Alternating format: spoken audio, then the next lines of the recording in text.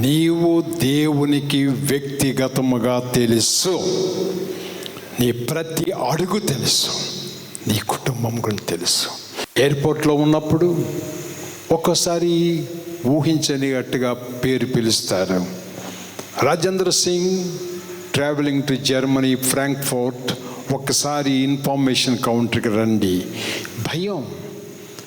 నా సూట్ కేసులో ఏదైనా ఉండకూడని వస్తువు ఉందా, లేక నా గురించి ఏదైనా వర్తమానం నాకు చెప్పడానికి ఇంటి దగ్గర నుంచి వచ్చిందా, ఈ ఫ్లైట్లో ఉన్న వాళ్ళకి తెలియపరిచారా, ఏదో ఒక భయం.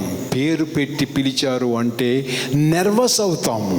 కానీ దేవుడు పేరు పెట్టి పిలిస్తే ఏమంటాడో తెలుసా? భయపడకుడి, భయపడకుడి. నీ ముందు మంచి వార్తలు ఉన్నాయి, నీ ముందు శుభములు ఉన్నాయి, నీ ముందు స్వస్థతలు ఉన్నాయి, నీ ముందు సమృద్ధి ఉంది, నీ ముందు అభివృద్ధి ఉంది. There is a growth and growth and growth. వృద్ధి వృద్ధి వృద్ధి వృద్ధి, సమృద్ధి ఉంటుంది.